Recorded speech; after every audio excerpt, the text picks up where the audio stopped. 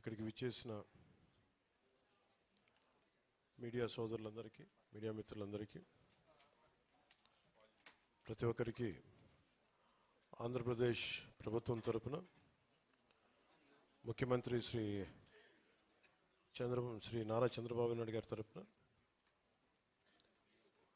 మీ అందరికీ నా హృదయపూర్వక నమస్కారాలు. గత సంవత్సరాలుగా మీ దృష్టిలో తెలిసింది, మీరు ఎన్నో న్యూస్ రాసి ప్రజలు పడుతున్న కష్టాలు,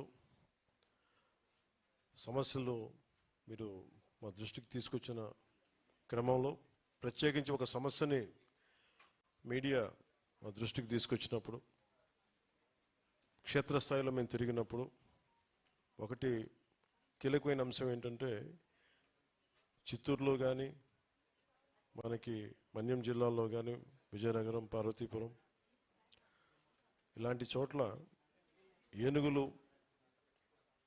పంట పొలాల్లోకి వచ్చి ధ్వంసం చేయటం, అలాగే కొంతమంది ప్రాణాలు కోల్పోవటం, గాయపడటం, ఇవన్నీ జరిగిన సంఘటనలు.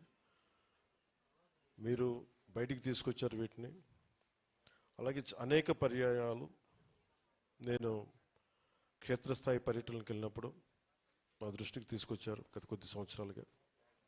అంతకుముందు విన్నాను కానీ ప్రాక్టికల్గా చూసినప్పుడు కొత్త ప్రభుత్వం శ్రీ నారా చంద్రబాబు నాయుడు గారి ఆధ్వర్యంలో ఉన్న ఎన్డీఏ ప్రభుత్వం అధికారంలోకి రాగానే నేను డిప్యూటీ సీఎంగా అటవీ పర్యావరణ శాఖ చేపట్టగానే నాకు మొట్టమొదటిగా చేయదలుచుకుంది పంట పొలాలని విధ్వంసం చేస్తున్న ఈ ఏనుగు సమస్యను ఎలా తీర్చాలని మన పిసిసిఎఫ్ ఆంధ్రప్రదేశ్ వారిని అడిగాను, చిరంజీవి చౌదరి గారిని అడిగితే ఇలాంటి బాగా ఎదుర్కోగలిగే సత్తా సమర్థత కర్ణాటక అటవీ శాఖకు ఉంది, మనం వాళ్ళని అప్రోచ్ చేసి కొంత సహాయం చేసే అవకాశాలు ఉన్నాయన్నారు. వెంటనే మన చిరంజీవి చౌదరి గారు ఆయన కాంటెంపరీస్, ఆయన సమకాలికుల్లో ఉన్న మన అటవీ శాఖలో కర్ణాటక అటవీ శాఖకు వెళ్తే వారు వెంటనే స్పందించి గౌరవ అటవీ పర్యావరణ శాఖ మంత్రి శ్రీ ఈశ్వర్ ఖండ్రే గారి దృష్టికి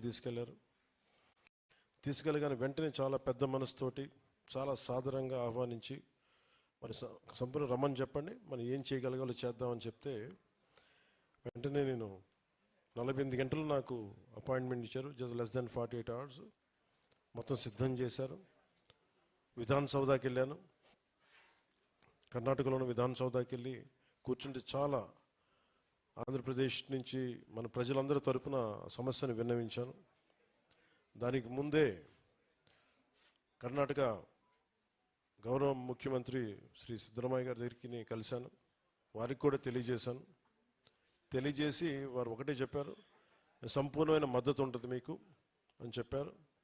అలాగే ఈశ్వర్ ఖండ్రే గారి దృష్టికి తీసుకెళ్తే ఆ రోజున చాలా పెద్ద ఎత్తున స్వాగతం పలికి చాలా ప్రేమగా ఆప్యాయంగా సమస్యలన్నీ విని సాదరంగా ఆహ్వానించి చెప్పాను, ఈ సమస్యలు ఉన్నాయంటే వెంటనే ఆయన పెద్ద ఆలోచన కూడా అలా చేయలేదు. మీరు ఇంత దూరం వచ్చారు, మేము మీకోసం చేస్తాం. సో దాంట్లో భాగంగా నేను ప్రతిపాదించింది కానీ మన అటవీ శాఖ, ఆంధ్రప్రదేశ్ అటవీ శాఖ అధికారులు, ఉన్నతాధికారులు ప్రతిపాదించింది ఇట్లా ఎలా చేద్దాం దీన్ని అంటే, ఈశ్వర్ ఖండ్రే గారు ఆయనే ముందస్తుగా తెలియజేసింది ఏంటంటే, ఒక ఎంఓయూ చేసుకుందాం. ఇప్పుడు దాకా దేశంలో ఇరు రాష్ట్రాల మధ్య అటవీ శాఖకు సంబంధించి ఇలాంటి ఎంఓయూలు ఎప్పుడు జరగలేదు. అది ఈశ్వర్ ఖండ్రే గారు చెప్పారు, ఇప్పుడు దాకా ఎప్పుడు జరగలేదని.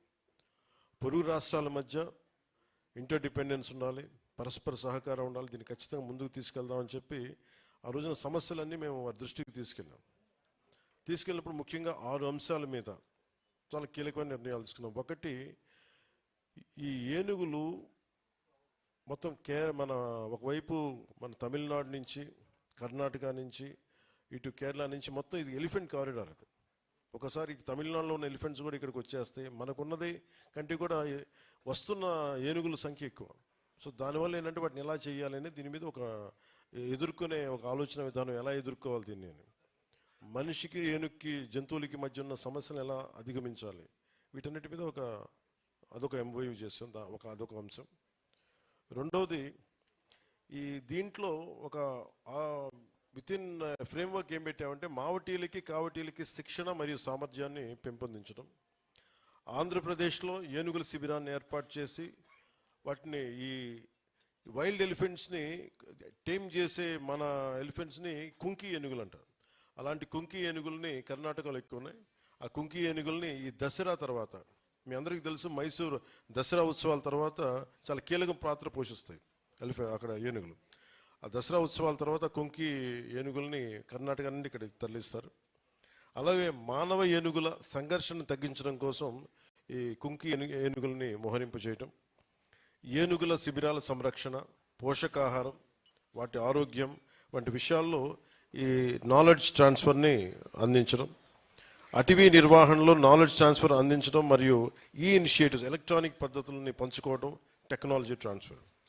అలాగే అంతర్రాష్ట్ర సమన్వయం, ముఖ్యంగా ఇంటర్ స్టేట్ కోఆర్డినేషన్తో ఎర్రచందనం, వారికేమో మనకి ఎర్రచందనం సమస్య ఉంటే వాళ్ళకి మీకు శ్రీగంధం సమస్య వాళ్ళకు ఉంది. సో వీటన్నిటి మధ్యలో ఈ బోర్డర్స్ని చాలా అనుకూలంగా వాడుకున్నట్టు కర్ణాటకలో ఉండే స్మగ్లర్స్ కానీ ఇటు మనకుండే ఎర్రచందనం స్మగ్లర్స్ కానీ, వీటన్నిటి మధ్య ఒక జాయింట్ టాస్క్ ఫోర్స్ ఒకటి పెట్టాలి. అధికారులు అక్రమ రవాణాని అడ్డుకోవాలి. అలాగే నిజంగా కనుక మనకి ఇలాంటి ఎంఓయు కనుక గత ప్రభుత్వం వైసీపీ ప్రభుత్వం కనుక చేసిండుంటే నిజంగా మన ఎర్రచందనం అక్కడ తరలిపోయిన ఎర్రచందనం తిరిగి మనకు వచ్చేది. సో ఇలాంటి ఎంఓయుని దీనివల్ల జరిగేది ఏంటంటే, ఉదాహరణకి మన వస్తువు అక్కడికి వెళ్ళినా కానీ, మన సంపద అక్కడికి వెళ్ళినా కానీ ఈ ఎంఓయు ప్రకారం తిరిగి ఇక్కడికి వచ్చే పరిస్థితి ఉంటుంది.